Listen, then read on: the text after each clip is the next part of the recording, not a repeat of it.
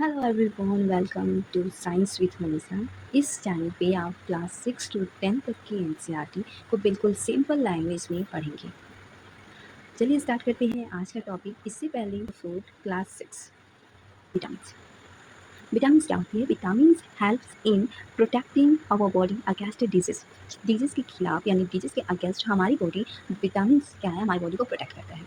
Vitamin हमारी bones, आई, teeth, gums को healthy रखने का भी वर्क करता है, हेल्दी रखने में सहायता करता है। Vitamin are different kinds known by different name. विटामिन बहुत प्रकार के होते हैं। वैसे तो अगर बात की जाए विटामिन दो प्रकार के होते हैं।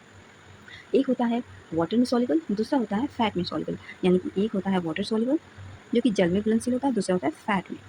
ठीक है, देखिए बहुत तरीके से होते हैं जिसमें कि आप लोग को कुछ इंपॉर्टेंट विटामिन सी पढ़ने हैं। चलिए देखते हैं जो कि आपकी बुक में जितनी भी चीज़ें दी गई हैं। ठीक है, तो vitamin are different kind known by the different name. Some of these are vitamin A, vitamin C, vitamin D, vitamin E और विटामिन के। हमें यानी आपकी बुक में क्या क्या दिया है? Vitamin A, B, vitamin A, C, D, E और के। और एक जो बी जो है उसके अंतर्गत बहुत सारे विटामिन आते हैं जिसे बी कॉम्प्लेक्स कहा जाता है। Our body needs all type of vitamin. हमारी बॉडी को हर एक टाइप्स की विटामिन की जरूरत पड़ती है, थोड़ी थोड़ी मात्रा में। ठीक है, अब हम देखेंगे विटामिन सी क्या है। विटामिन क्या हेल्प करता है? विटामिन हमें हमारी स्किन और आई को हेल्दी रखता है। विटामिन सी क्या होता है कि जो भी हमारे बॉडी में डिजीज होने वाले हैं उसके अगेंस्ट फाइट करता है ताकि हमें डिजीज नहीं हो। विटामिन डी हेल्प करता है बॉडी को कैल्शियम प्रोवाइड करने के लिए। यानी कैल्शियम विटामिन डी की जो होता है हमारी बॉडी को calcium for bone and teeth के लिए हेल्प करता है। Food that are rich in different vitamin are show in feed. ठीक है, वो हमें देखेंगे कि कौन सी चीज़ें पाई जाती हैं। देखिए इसे अच्छे से देखिए, यह है विटामिन ए। विटामिन ए का सोर्स क्या क्या है? Papaya, carrot, mango. ठीक, अब नेक्स्ट देखते हैं विटामिन बी का सोर्स क्या है? Rice, liver, wheat. हम देखते हैं विटामिन सी का सोर्स क्या है? तो guava, orange, tomato, green chilli, lemon, आंवला। ठीक है, नेक्स्ट है विटामिन डी। विटामिन डी का मेन सोर्स क्या है? Fish, egg, liver, milk, butter. और एक प्रॉपर चीज़ ये है कि हमारी बॉडी को विटामिन डी जो है नेचुरल तरीके से भी प्राप्त कर सकते हैं। यानी कि सनलाइट में प्रेजेंट होता है विटामिन डी। अगर जो लोग प्रॉपर तरीके से सनलाइट नहीं लेते हैं उन्हें अनेकों प्रकार की डिजीज यानी बीमारियाँ हो जाती हैं। अब आप इसी क्वेश्चन का आंसर दीजिए कि विटामिन डी का नेचुरल सोर्स क्या है।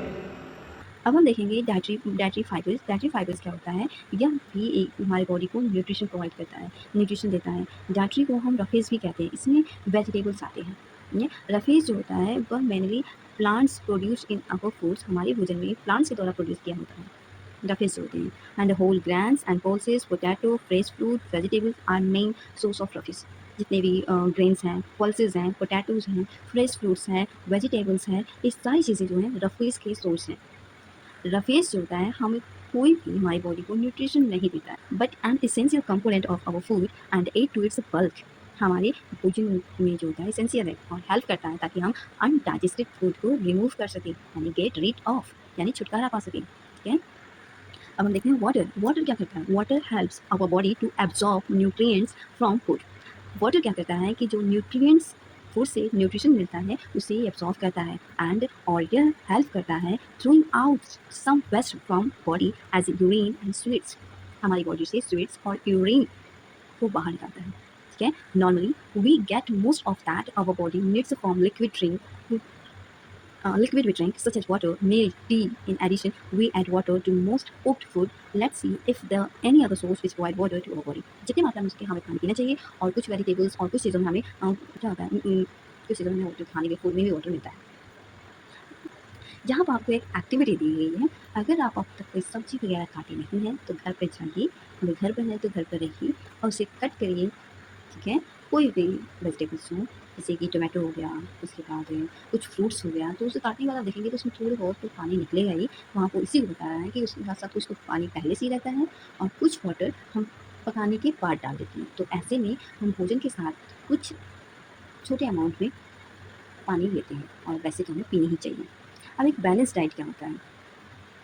ठीक है, तो हम देखने वाले बैलेंस डाइट क्या होता है। अगर हम सिंपल भाषा में बात करें कि बैलेंस डाइट क्या होता है, तो ऐसा डाइट जिसमें कि हमें कम मात्रा में यानी कि छोटी मात्रा में हमें हर एक न्यूट्रिशन मिल जाए, जो हम भोजन खा रहे हैं उसमें सारे न्यूट्रिशन हों।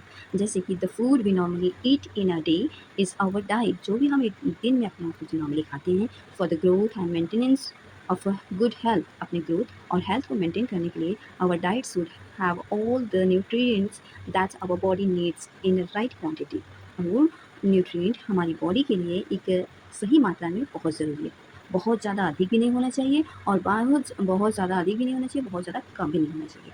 And the diet should also contain a good amount of roughage and water, और इस डाइट में रफेज और वाटर को भी रखना चाहिए ताकि अनडाइजेस्टेड फूड बाहर निकल सके। और इस तरह की डाइट को हम बैलेंस डाइट कहते हैं। क्या डू यू थिंक, क्या आपने कभी सोचा है people of all ages need the same type of diet? क्या हर एक उम्र के इंसान को या ह्यूमन्स को एक ही टाइप का भोजन करना चाहिए? मतलब सभी एक ही तरह का डाइट रखते हैं अपना? Do you also? और आप ये भी सोचिए, जो फिजिकल वर्क करते हैं उसमें हमें कितने अमाउंट का डाइट चाहिए? डेफिशिएंसी डिसीज क्या होता है? Person may be getting enough food to eat, but some sometimes the food they may not contain a particular nutrient. कुछ समय मतलब कभी-कभी एक बच्चे प्रॉपर मतलब एक ही प्रकार का भोजन करते हैं। तो क्या एक प्रकार के भोजन में हमें सभी तरह का न्यूट्रिएंट्स मिल जाता है? बिल्कुल भी नहीं। और if continue over a long period of time the person में सफ़र फ्रॉम अ डेफिशिएंसी। अगर इस प्रकार का व्यक्ति कोई है, तो लंबे समय बाद उसे उस चीज़ के जो भी न्यूट्रिशन नहीं है बॉडी में, उसकी कमी हो जाएगी और कमी को ही बोला जाता है यहाँ पर डेफिशिएंसी। ठीक है?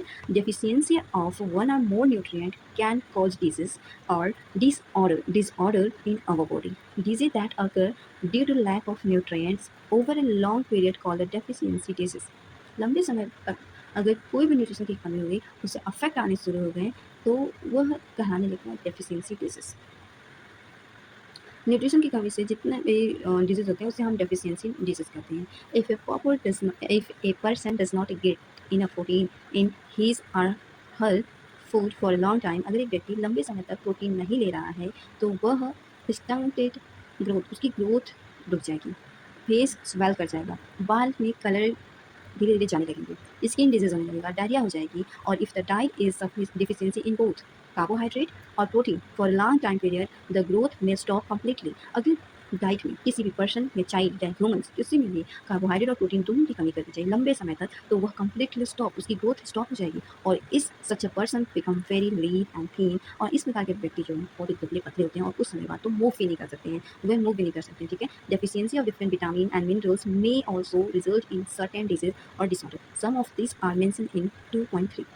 जितने भी डेफिशिएंसी डिसऑर्डर है उसको हम टेबल नंबर 2.3 में देखेंगे। इससे पहले थोड़ा सा इसको देख लेते हैं। ठीक है? All deficiency disease can be prevent by taking a balance diet. जितने भी डेफिशिएंसी डिजीज हो रही हैं उसे हम एक बैलेंस डाइट के थ्रू प्रिवेंट कर सकते हैं, यानी रोक सकते हैं। और इस चैप्टर में हम we ask ourselves the reason why widely varying food from different region had a common has common distribution. This distribution we find ensure that our meal have a balance of the different nutrient needed by the body. चलिए अब देखते हैं chart यानी flow table को। देखिए table में देखिए दिया हुआ है some disease disorder caused by the deficiency of vitamin and minerals. Vitamin क्या होता है? विटामिन एंड मिनरल्स, विटामिन कौन कौन से हैं, डेफिशिएंसी उससे क्या होगी, और उससे डिजीज कौन कौन से होंगे, डिसऑर्डर कौन कौन से होंगे, उसके सिम्टम्स क्या है।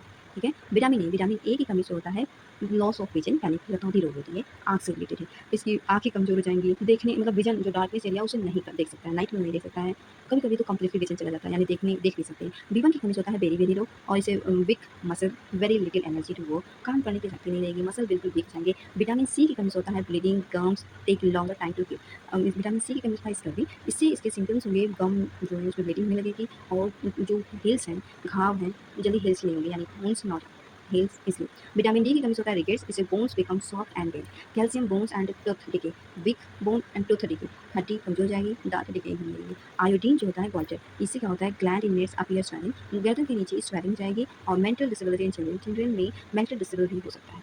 एंड आयरन की कमी से होता है एनीमिया, जिससे कि वीकनेस होती है। आई होप आपको वीडियो अच्छी लगी तो चैनल को सब्सक्राइब करिए, लाइक करिए। मिलते हैं नेक्स्ट वीडियो में।